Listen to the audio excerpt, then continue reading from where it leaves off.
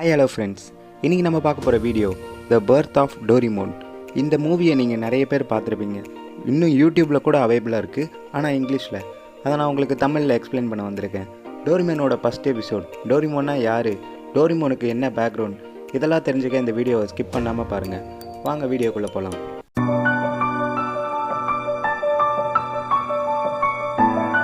டோரிமோனோட original colour yellow. இது பாதி பேருக்கு தெரியாது. டோரிமோனை ப்ளூ கலரில் தான் பார்த்துருப்பீங்க. டோரிமோன் அப்படி என்ன தான் டோரிமோனுக்கு ஆகி இந்த கலரில் ஆகிருக்கும்? ஒருவேளை பாய்சன் சாப்பிட்ருக்குமா? இல்லை டோரிமோனோட காது எங்கே போச்சு? டோரிமோன் எக்ஸாமில் 0 தான் வாங்குமா? இந்த எல்லாத்தோட பதிலும் இந்த வீடியோக்குள்ளே இருக்கும். வாங்க ஸ்கிப் பண்ணாமல் வீடியோவை கண்டிப்பாக பாருங்கள். பர்த் ஆஃப் டோரிமோன், இதுதான் படத்தோட டைட்டில்.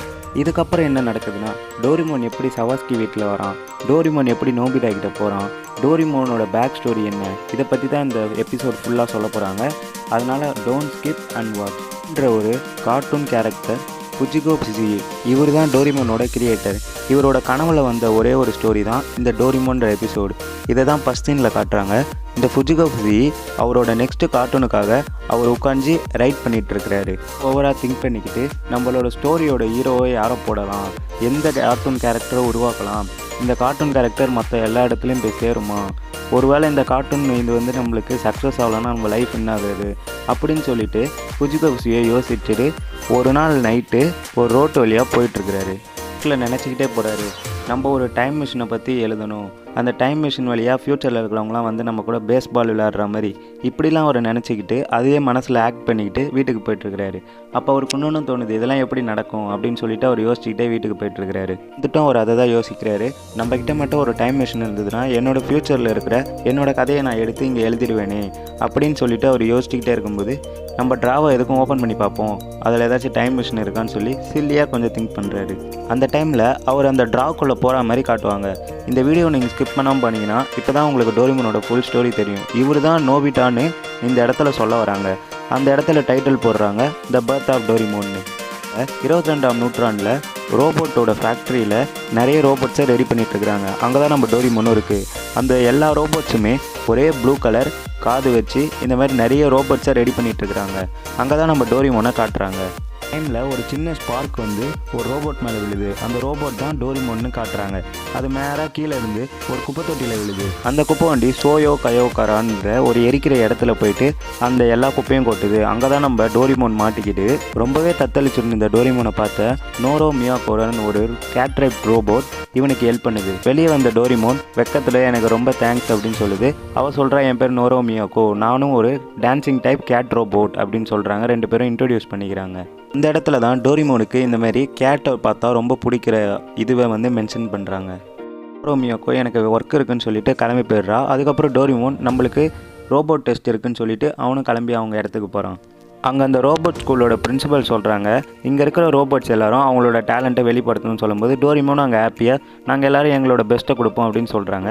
அதில் எல்லா டெஸ்ட்லையுமே தோற்று போகிறது நம்ம டோரிமோன் மட்டும்தான். அங்கே பிரின்சிபல் டோரிமோனை கூப்பிட்டு, உனக்கு என்ன தான் ஆச்சு, நீ எதுக்கு எல்லா டெஸ்ட்லையும் ஃபெயில் ஆகுற, உன்னையும் எல்லா ரோபோட் மாதிரி தானே நாங்கள் உருவாக்கணும், ஒருவேளை உன் தலையில் ஏதாச்சும் இடி விழுந்துச்சா, இல்லைனா உன் காதுலேருந்து எதாவது நெட்டு கலந்து விழுந்துச்சா, இதே மாதிரி நீ எல்லா டெஸ்ட்லையும் ஃபெயில் ஆகிட்டே இருந்தனா உன்னை டிஸ்மேண்டில் பண்ணுருவோம், அதுக்கப்புறம் நீ நினச்சா கூட உன்னோட சர்க்கியூட்டை எதுலேயுமே நாங்கள் ஃபிக்ஸ் பண்ண மாட்டோம் அப்படின்னு சொல்கிறாரு. பயந்த நம்ம டோரிமோன், சார் அப்படிலாம் பண்ணுறாதீங்க சார், நான் இதுக்கப்புறம் என் வேலையை கரெக்டாக பண்ணுறேன் அப்படின்னு சொன்னோடனே பிரின்சிபல் சொல்கிறாரு, இதெல்லாம் சும்மா தான் நான் விளையாட்டுக்கு சொன்னேன், உன்னை அப்படிலாம் நாங்கள் பண்ண மாட்டோம், அதுக்கு பதிலாக உன்னை ஒரு மிலிட்ரி ஸ்கூலுக்கு அனுப்புறேன்னு சொல்லி அனுப்புகிறாங்க.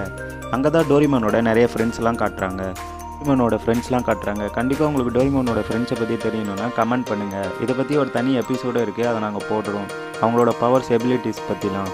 டோரிமோனோட ஃப்ரெண்டான அந்த கேட் ரோபோட்டை பார்த்த உடனே இவங்க 2 பேர் கையை பிடிச்சி பேசிகிட்டு இருக்கும்போது அதை பார்த்து காண்டான இன்னொரு ரோபோட், என்னடா வந்த உடனே இந்த பொண்ணை கலெக்ட் பண்ணிட்டான் அப்படின்னு சொல்லிட்டு அந்த ரோபோட்குள்ளே பேசிக்கிறாங்க. டைமில் ஜியான் சோனியோ மாதிரியே இருக்கிற அந்த 2 ரோபோட்டும் டோரிமோனை பிடிச்சி ரேக் பண்ணுறாங்க.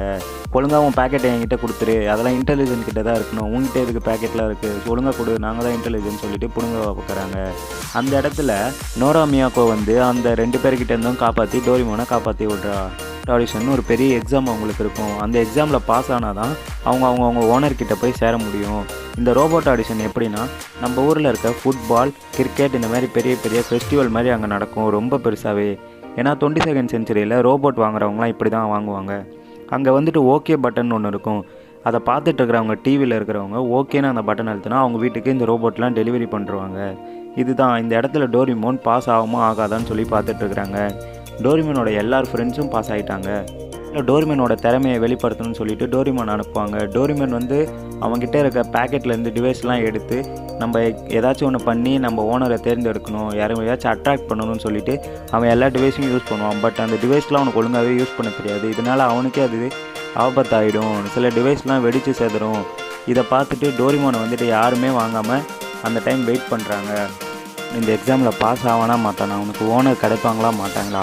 இந்த மாதிரி நீங்கள் டோரிமோனோட ஃபுல் எபிசோடு பார்க்கணுன்னா மறக்காமல் தமிழ் லவ் சேனலை சப்ஸ்கிரைப் பண்ணுங்கள். இந்த டோரிமோனோட பார்ட் 2 நான் நெக்ஸ்ட் வீடியோவில் அப்லோட் பண்ணுறேன். இன்னும் ஒரு 2 or 3 டேஸில் நெக்ஸ்ட் வீடியோ வரும். கண்டிப்பாக டோரிமோனோட பார்ட் 2 பாருங்கள், அது வேறு லெவலில் இருக்கும் இதுக்கப்புறம் வரது எல்லாம்.